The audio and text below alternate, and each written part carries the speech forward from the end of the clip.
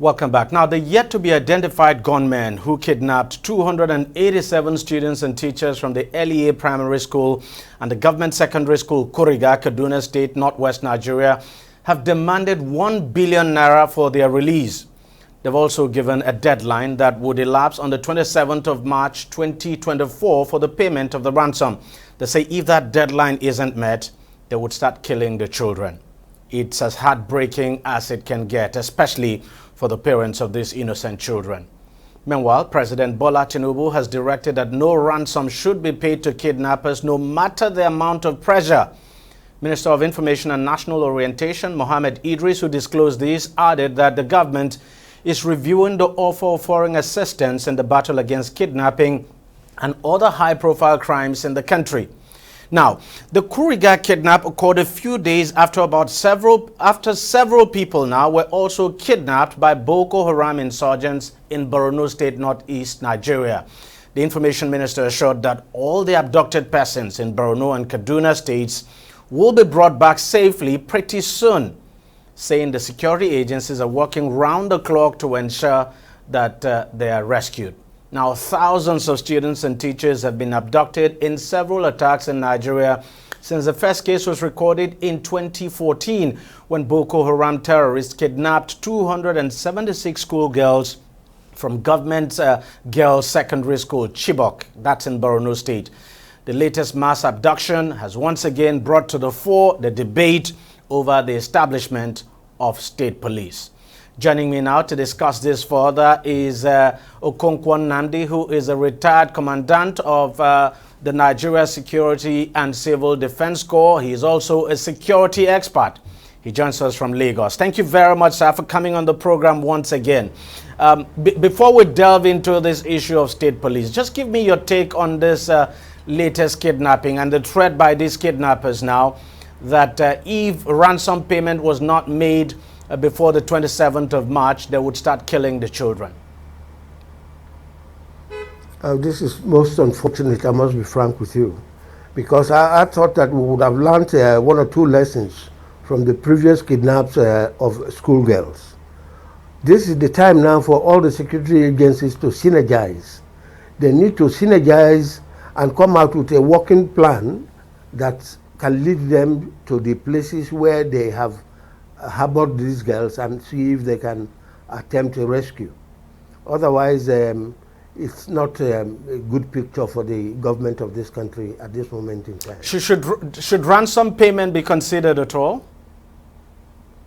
No, I do not think that in any situations of kidnap where the government is involved regarding the citizens that have been kidnapped, that the government should in any circumstances bow to demands of ransom. Ransom is not tenable here. What the government should do is do their best by synergizing the working plans of all the security agencies on ground, whether it's the Army, the Civil Defense Corps, the police, and the air services for surveillance, and put them together in order to reach an amiable working plan so that they can attempt the rescue. At least I know that if they are attempted, since they are within the geographical spread of this country, we would be able to make an inroad, and therefore the girls could possibly be rescued. But paying ransom, I do not agree to that. Now, it's been several days now since this kidnapping incident happened, several days, and up till this moment, there's been no breakthrough at all. We do not have information as to whether the security agencies have been able to pinpoint where these kidnappers are with the children, because obviously it wouldn't be easy to keep over 200 children with you in the forest, and obviously these kidnappers would not be finding it easy at all. And then with that large number of children, it shouldn't be too difficult to pinpoint exactly where they are and probably do something. You see, what surprises me in this kind of situation is you hear 287 school pupils being kidnapped in one single location in one day. What kind of, did they use a Hercules transport plane of the military? What kind of vehicles did they take? To carry 287 pupils will require a minimum of our 5 luxury buses. And if such large number of luxury buses are moving, I find it baffling within as well. the local government, within the local government, at least somebody should make a move. Somebody would have seen something and would have said something. So how did they get away with 287 people in one catch, and then they are gone when it was not that they came with a fishing net? I find it difficult to believe that 287 people will be moved from one local government. By what means of transportation? If you're taking them on motorcycles at 4 each by 287, you know the number of motorcycles. Consequently, the number of motorcycles on the street was enough to raise an alarm, you know, so that somebody could have immediately started the rescue operations ab initio.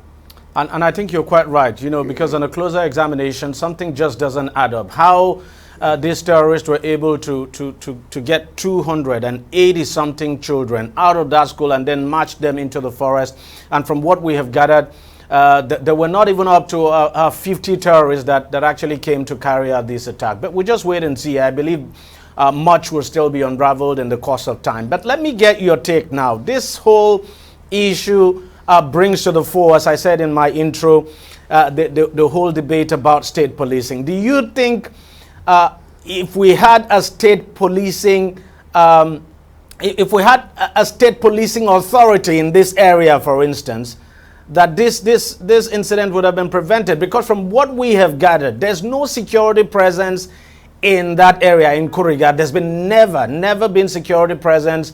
There's no government presence, as a matter of fact. So you could as well say this area is an ungoverned space, and then it is close to a place known as Burning Bari that is infested with bandits. You see, for me, no matter how it is, a proper police officer in a local government area, in a cell or in the ward that makes up the local government, then the local government that makes up the states. In all of these places, all they need to do is to have a proper police officer transferred who is from that region, and he will be there, make observations. He knows what he wants to look at, and he knows what to report and how to report it in good time, with speed, the surprise and the secrecy, so that any attempt at any criminality would have been aborted ab initio. So this is the issue with the system. Because if they transferred every singular police officer to his local government area of origin, then you would have started what we call state policing. Then the policing, community policing would have immediately started. And this is how to do community policing. It's not community policing by words of mouth. It's by practice. Then when you practice what you preach, then you are likely to get the adequate results that will lead to crime prevention in any given area, whether it's in a cell or whether it's in a ward. Then there will be no mention of an area that you would say is an ungoverned space. I mean, it's difficult to say an area is an ungoverned space. Yes, the police lack personnel. They should use this opportunity to increase the number of personnel that the police has. The police already has all the facilities for training officers in respect of laws of the Federal Republic of Nigeria. They have all that facility. They have the knowledge. They have the resources to continue to train, as opposed to state police starting to develop a training college, teaching them about the federal laws and then how to operate it and how to administer it. It will be very difficult. So you don't think this centralization of policing in this country is a problem, and that there's a need, you know, for states to actually, you know, to decentralize the police so that states can actually run it, and that if you had state police, then the policing system might become probably more functional? You don't forget that we are running a confederation. It is the states that make up the federation. If the states start asking for their own state police now, are we asking for secession?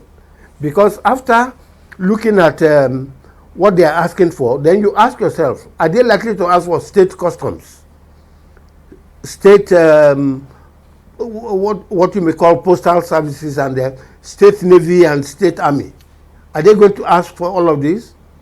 If the states are no longer confederating states of the Federal Republic of Nigeria, then they become subnationals of their own. They become federations. And then you declare them a country, if that is what they plan to do.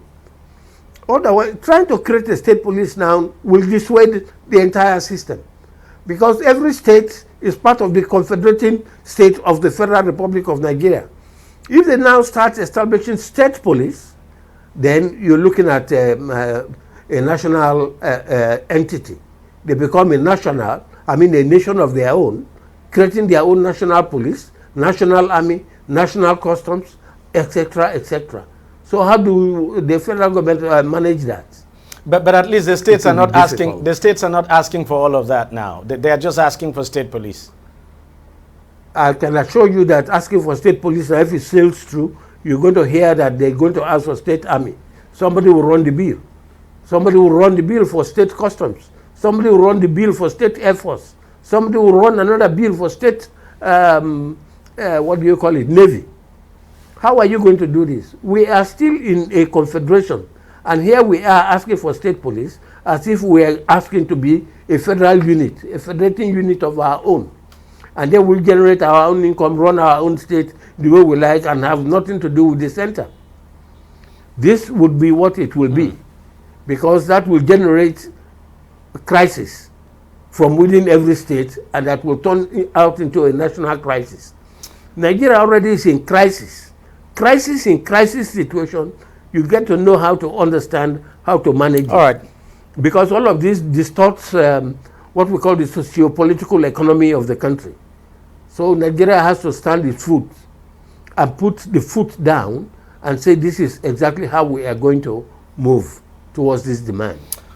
All right. Mr. Nnamdi Okonkwo, retired commandant of the Nigeria Security and Civil Defense Corps, who is also a security expert. Thank you very much for your time, and thanks for joining us on the show. Thank you so much for having me. Thanks, appreciate it. We'll take a short break now, and we'll be right back. Stay with us, don't go away. Opinions are free, facts are sacred, but truth is universal. How, in practical terms, can we, for instance, de-escalate the tension? President must see himself as the president of the Federal Republic. We know where the enemy is. 3 places, the Lake Chad Basin, the border area between Nigeria and Cameroon, and then the Sambisa Forest. On Digi 360, we give you a complete dose of everything. Opinion, facts, and undiluted truth. I hardly believe what politicians are saying in this part of the world. A new Nigeria is possible, a future is possible. We delve into the issues, dissect it so that you can understand it, and use it to take action. I don't think there's any need for any governor to look for grant for ranching. Digi 360, dissecting the issues.